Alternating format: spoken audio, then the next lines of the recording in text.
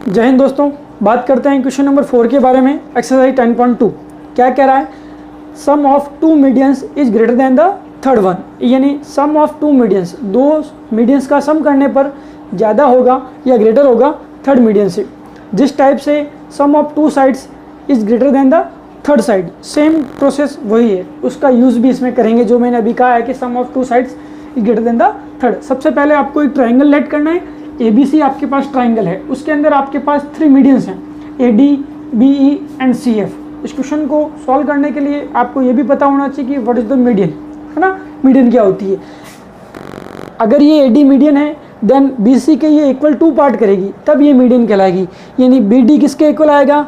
DC के। तब आप कह सकते हैं कि AD क्या है? मीडियन है। ये चलो हो गया। अब उसके बाद AD, BE एंड CF अगर आपके पास मीडियन हो, सम ऑफ टू साइड्स, इन दोनों का सम करने पर ग्रेटर होगा थर्ड साइड से, इन दोनों का सम करने पर ग्रेटर होगा थर्ड मीडियन से। इसी टाइप से इन दोनों का सम करने पर ग्रेटर होगा थर्ड मीडियन के, जो मैंने प्रूव के अंदर लिख लिया है। प्रूव AD प्लस BE, ये वाली मीडियन और ये वाली मीडियन सम ज़्यादा होगा CF से। इसी टाइप से वापस दूसरी दो और कंडीशन बन जाएगी। इन तीनों में से अगर कोई मैं एक कंडीशन ला देता हूँ तो सिमिलरली लिखकर वापस अपन तीनों के तीनों बात कर लेंगे। अब इसके अंदर आपको इस क्वेश्चन को सॉल्व करने के लिए आपको इसकी कंस्ट्रक्शन वाली लाइन याद रखनी पड़ेगी। क्या लिखा हुआ है? Produce AD। AD को आपको बढ़ाना है। कितना बढ़ाना है? H तक बढ़ाना है। Produce AD to H point तक आप बढ़ाएंगे सच दैट AG किसके इक्वल हो जाए? GH। किसके इक्वल? GH के। ये H पॉइंट तक इसको बढ़ाना है। किसको? AD को। क्या लिखा हुआ है? Produce AD to H such that, इस प्रकार AG किसके इक्वल हो जाए? GH के इक्वल हो जाए। और उसके बाद इस H पॉइंट को B के साथ और इसी H पॉइंट को C के साथ आपको क्या करना है? ज्वाइन करना है। ये इतने सा इसका कंस्ट्रक्शन है, वो आपको माइंड में रखना है। ये पहले आपने करा है, लगभग इसमें जो काम करेंगे वो पहले के क्वेश्चन में या थ्योरम में आपने कर रखे हैं, वही वापस रिपीट हो रहे हैं। चलिए, अब इसको करने के लिए सबसे पहले आपको ट्राइंगल लेना है ABH, यानी इन ट्राइंगल कौन सा? ABH।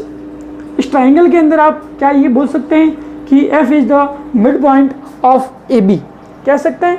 अभी मैंने कहा है कि अगर आपको ये पता है कि CF इसकी मीडियन है, इस ट्राइंगल के अंदर अगर CF मीडियन है तो ये मीडियन तब होगी जब ये AB के इक्वल 2 पार्ट करने की ताकत रखता है, यानी ये और ये इक्वल होगा, तभी तो वो मीडियन कहलाएगा।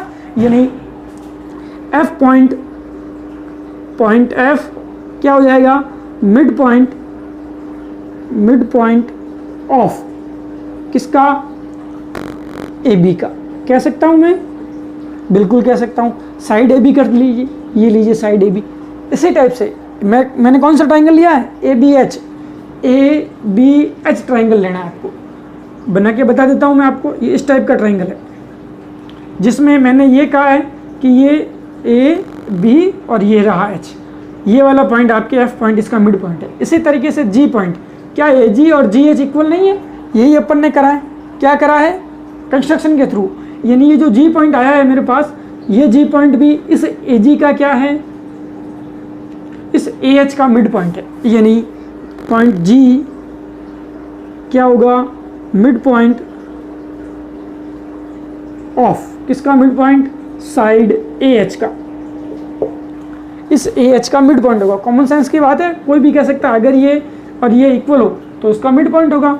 ये और ये इक्वल था, क्यों? क्योंकि जो CH थी वो क्या कर रही थी? मीडियन का काम कर रही थी, तो ये दोनों इक्वल हो गए। अब ये ट्राइंगल इसीलिए बनाया है कि आपको एक थ्योरम के बारे में याद दिलाना चाह रहा हूँ मैं, जो आपने 9th क्लास में पढ़ी है, जो मिड पॉइंट थ्योरम के नाम से फेमस थी। उसको आप माइंड में करिए। क्या कि अगर किसी ट्राइंगल के अंदर दो साइड्स के मिड पॉइंट को ज्वाइन किया जाए, दो साइड्स के मिड पॉइंट को ज्वाइन करने पर जो ये साइड बनेगी FG, ये FG क्या होगी? थर्ड साइड BH के साथ पैरेलल होगी और थर्ड साइड BH की हाफ होगी। ये आपने पढ़ा है मिड पॉइंट थ्योरम के अंदर। वही वापस अपन कह सकते हैं। अगर ये मिड पॉइंट है देन मैं क्या कह सकता हूँ? मैं ये कह सकता हूँ कि FG पैरेलल किसके? BH के। ये आपने बहुत करा है 9th क्लास में। है ना, ये इसके पैरेलल होगी। क्लियर। अब ये चीज़ आपने पैरेलल क्यों लिखी, क्योंकि आप मिड पॉइंट थ्योरम के बारे में जानते थे। पूरा यहाँ पर डिस्कस नहीं करना है, बस हल्का सा उसको हिंट देना है कि आपको ये पता है कि ये चीज़ कैसे हो रही है या क्यों हो रही है। Mid point theorem by mid point theorem, ये आपने कर लिया। अब इसका काम हो गया कंप्लीट। अब ये आपके काम का नहीं है। अब आप इसमें आओ, क्या कि एफ जी जो है वो बी एच के क्या हो गई, पैरेलल। तो इसी तरीके से अगर एफ जी इसके पैरेलल है तो क्या ये बी एच इस सी जी के पैरेलल होगा या नहीं होगा। दो ट्रेन अगर जा रही है ना, पैरेलल चल रही है पटरियों पर, अगर वो चल रही है तो दोनों के दोनों अगर ट्रेन पैरेलल है तो क्या उनके डिब्बे जो होंगे वो क्या पैरेलल नहीं होंगे, जरूर होंगे। तो ये पूरी अगर ट्रेन इसके पैरेलल है, इतना सा डिब्बा इसके पैरेलल है, तो ये वाला डिब्बा भी इसके पैरेलल होगा। यानी मैं ये लिख सकता हूँ इफ क्या, इफ जी, ये जो मैंने लिखा F G parallel to B H then also parallel होगा C G, C G parallel, C G parallel किसके, बी एच के। ये थोड़ा सा ध्यान रखना है, इस बी एच और इस सी जी के बीच में पैरेलल। अब मैंने जब ये वाला ट्राइंगल लिया तब ये लाइन इसके पैरेलल आई और ये लाइन इसके पैरेलल आई। अगर मैं ये करता तो क्या ये बी ई बी मीडियन नहीं है क्या, बिल्कुल मीडियन है। और ये ई पॉइंट क्या होगा, इस ए सी का मिड पॉइंट। ये ए जी जी एच के इक्वल पहले से है, ये ए जी जो जी पॉइंट है इसका क्या हो जाएगा, मिड पॉइंट। तो मिड पॉइंट थ्योरम से वापस ये जो जी ई है किसके पैरेलल आएगा, सी एच के। अगर जी ई सी एच के पैरेलल है देन ये जो बी जी होगा ये भी किसके पैरेलल होगा, सी एच के पैरेलल होगा। यानी ये लाइन इसके पैरेलल आएगी वापस। अब अपने को वापस गीत वापस नहीं गाने, ओवरऑल जो इसमें काम करा सिमिलरली वर्ड लिखकर अपन क्लियर करेंगे। यानी ये लाइन अगर इस लाइन के पैरेलल है, सिमिलरली ये लाइन इस लाइन के पैरेलल आएगी। यानी सिमिलरली अपने को वर्ड डालना है और वापस यूज करना है। सिमिलरली क्या होगा, सी जी वाला काम हो गया, बी जी वाला काम अब करेंगे, B G parallel to C H. Clear भैया। ये ट्राइंगल वाला काम अपन आप खुद रफ में करिएगा और ये लाइन पैरेलल लाइएगा। ऑपोजिट साइड वाली आएगी, ये ट्राइंगल लेंगे तो ये दो वाली आएगी, जब ये वाला ट्राइंगल लेंगे तो ये वाली साइड आएगी। तो ये वाली लाइन इस लाइन के पैरेलल हो गई और ये वाली लाइन इस लाइन के पैरेलल आपने बना दी। अब क्या इन दोनों लाइनों से, इस लाइन से और इस लाइन से एक मेरे पास जो क्वाड्रिलेटरल निकल के आ रहा है बी जी सी एच, ये जो क्वाड्रिलेटरल है इस क्वाड्रिलेटरल की ऑपोजिट साइड पैरेलल निकल के नहीं आ रही है। यानी ये ऑपोजिट साइड, ये ऑपोजिट साइड। और आप खुद बताइए जिस क्वाड्रिलेटरल की ऑपोजिट साइड पैरेलल होती है उस क्वाड्रिलेटरल का नाम क्या होता है, उसका नाम शायद पैरेललोग्राम होता है ना, जिसकी ऑपोजिट साइड्स पैरेलल होती है।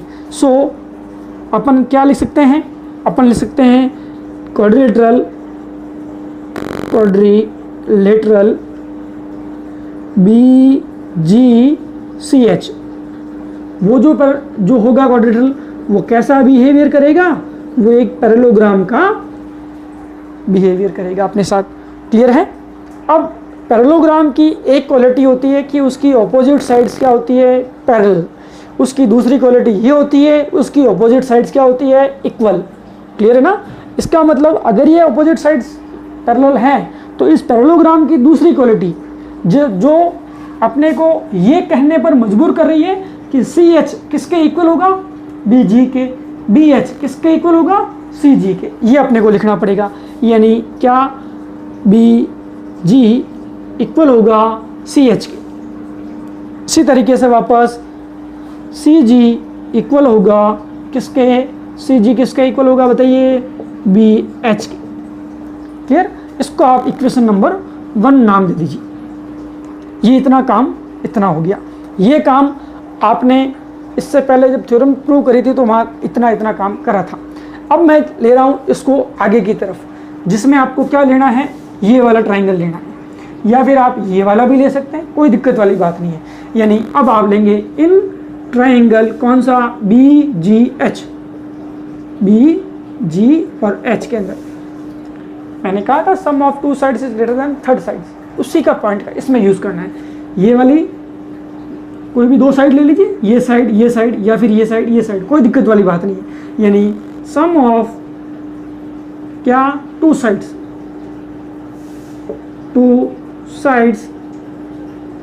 Is greater than the third one या थर्ड साइड भी बोल सकते हैं, कोई इसमें ग्रामेटिकल मिस्टेक्स नहीं निकालेगा आपके। अब आपको BGH के बारे में देखना है। मैं BGH हल्का सा बना देता हूँ आपके लिए, परेशान नहीं हुआ आप। ये G, ये B और ये H। अब इसमें दो साइड कोई भी ले लीजिए, BG प्लस कर देता हूँ मैं आपके, BG प्लस BH किसके ग्रेटर होगी, GH के। क्लियर है। अब आपको इसमें कुछ चेंजेस करने हैं। अब देखिए BG तो आ गया, ये एक मीडियन का पार्ट है, इस पूरी मीडियन के बारे में बात करनी है, लेकिन अभी फिलहाल ये एक मीडियन का पार्ट है ना, है। फिर उसके बाद BH क्या किसी मीडियन में आ रहा है, नहीं आ रहा है, इसको आपको रिमूव करना पड़ेगा। अब BH किसके इक्वल ला दिया मैंने, CG के इक्वल आया। देखो यहाँ पर BH किसके इक्वल है, CG के, तो ये हट जाएगा आराम से, दिक्कत नहीं।